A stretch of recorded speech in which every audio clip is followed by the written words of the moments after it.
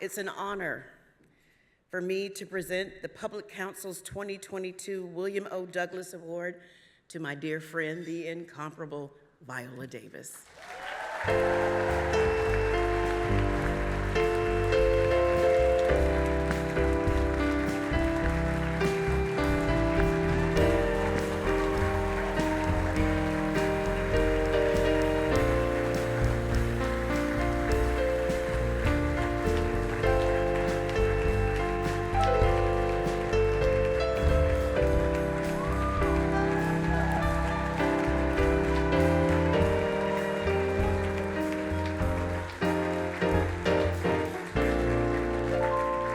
Oh my God.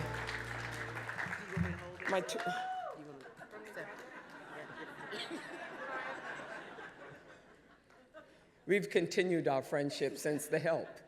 We are indeed Minnie and Abeline. I'm going to put this right here, this beautiful award. Thank you so much, Public Counsel.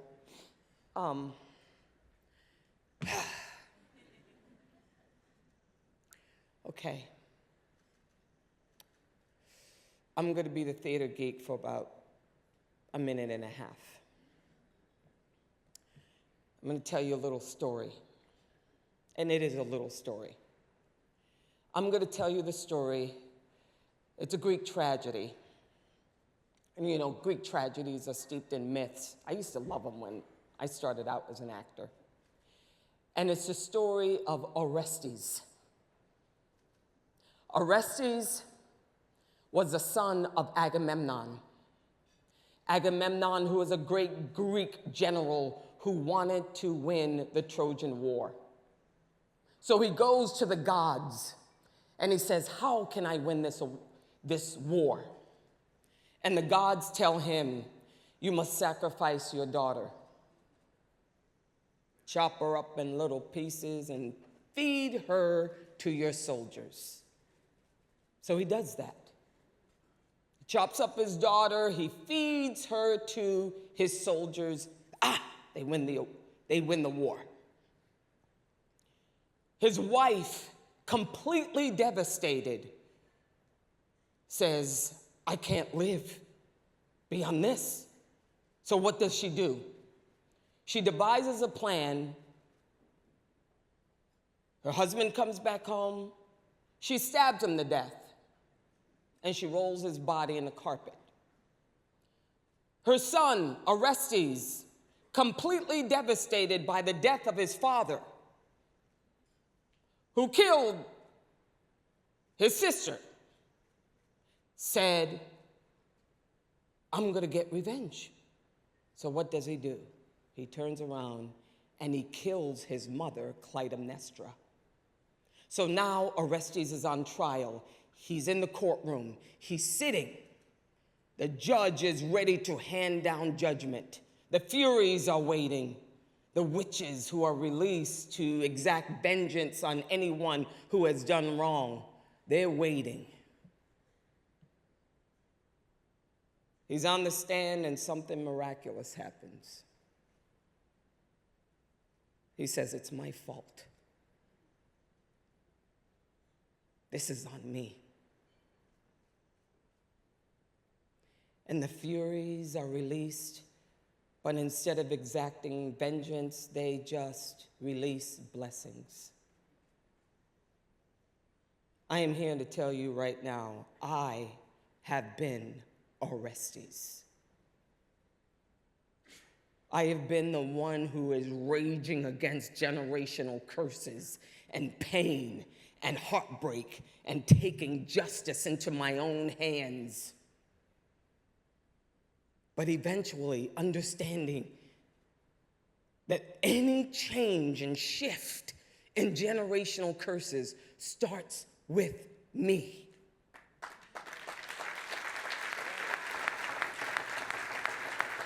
See, because my understanding of justice did not come from being a 23-year-old student at Juilliard fighting against Eurocentric training and being the head of the Black Student Caucus.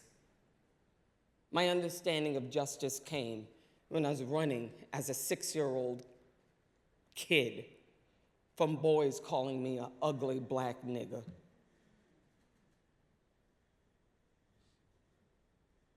Those boys who were informed by a culture who had already established me as less than.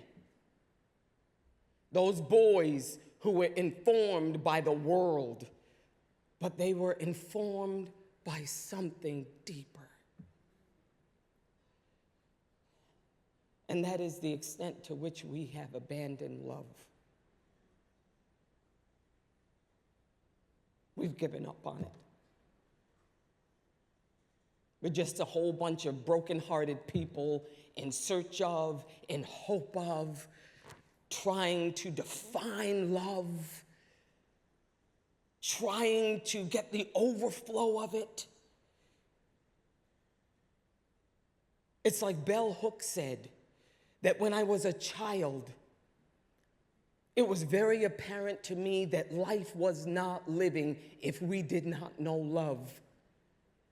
And I wish I could testify that I came to that awareness because I had love in my life. But really, it was because of the absence of love. We've given up on each other. We actually have more faith in lovelessness than we do with love.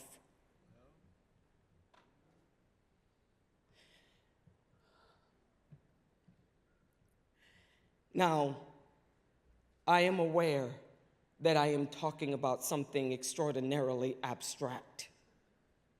M. Scott Peck, who wrote probably one of the best-selling self-help books, transformational books in history, called The Road Less Traveled. It was written in 1971. His definition of love is the will to extend oneself for the purpose of nurturing one's own or another's spiritual growth. We have to find our way back to each other. We have to find a way for forgiveness, have each other's back. I mean, I understand left wing, right wing, black, white. I mean, we went through the whole scheme of it during the pandemic.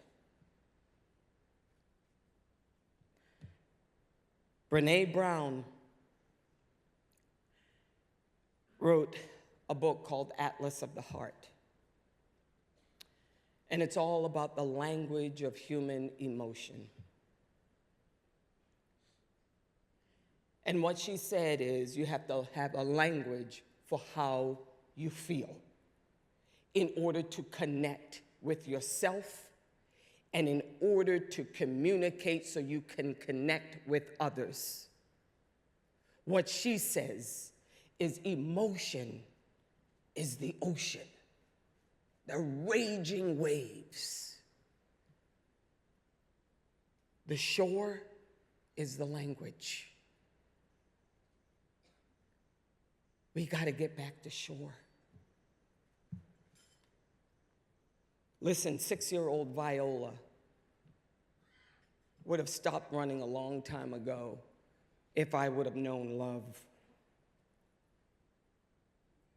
If I would have known anyone who looked at me and saw me and helped me to feel any level of worth when I couldn't find it for myself. You get me? I understand your risk. You risk pain. You risk loss. You risk isolation. Who wants to love someone who doesn't jive even with your, I don't know, beliefs? But that's what we're called to do. It's courage over comfort. It's that old sort of, what was it, a little animated thing that was out, little cartoon, where a man was standing at a podium He's looking out at the audience and he says, "Who wants a change?" And everybody raises their hand. And then he says, "Who wants to change?" And everybody put their hand down.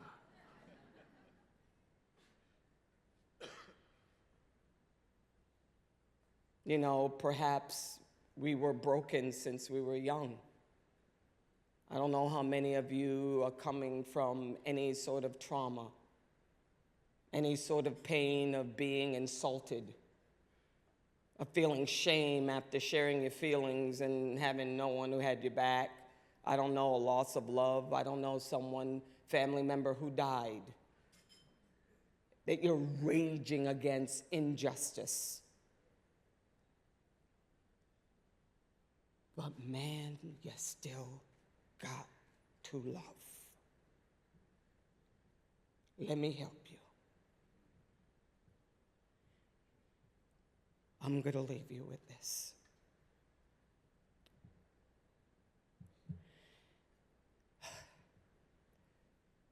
The biggest potential, Brené Brown says, for overcoming shame, and I do think shame, fear, are all the biggest sort of detractors for love. The biggest potential for helping us overcome shame is this: we are those people. The truth is, we are the others. Most of us are one paycheck, one divorce, one drug-addicted kid, one mental health illness, one sexual assault, one drinking binge, one night of unprotected sex, or one affair away from being those people. The ones we don't trust, the ones we pity, the ones we don't let our kids play with, the ones bad things happen to, the ones we don't want living next door.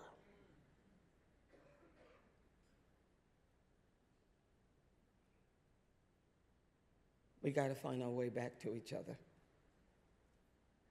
I know that you're tired of it too. Turning on the news and hearing just yet another blatant disregard for human life. I am tired of walking around my house and in the back of my brain thinking, people suck. People don't suck. You can either leave something for people or you can leave something in people. And whatever you leave in people has got to make them stand, has got to make them believe in themselves, has got to make them feel like they can pick up anything, their talent, their gifts, and inject something in the world that makes it better.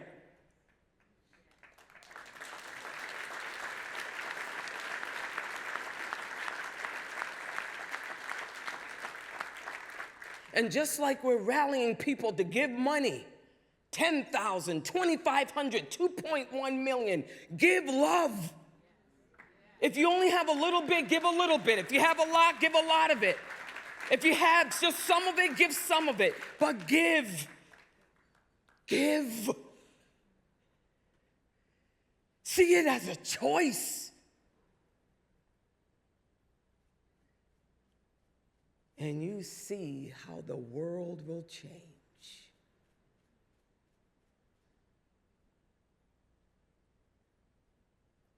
You want to know me?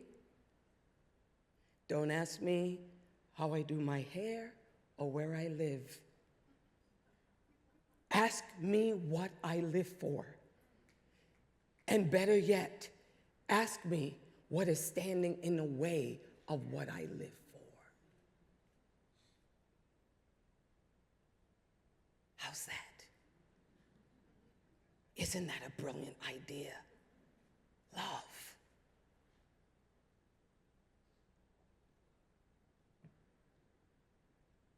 I thank you, Public Counsel, for this award, because I really do believe that the only time injustice is okay is if all of us are experiencing it.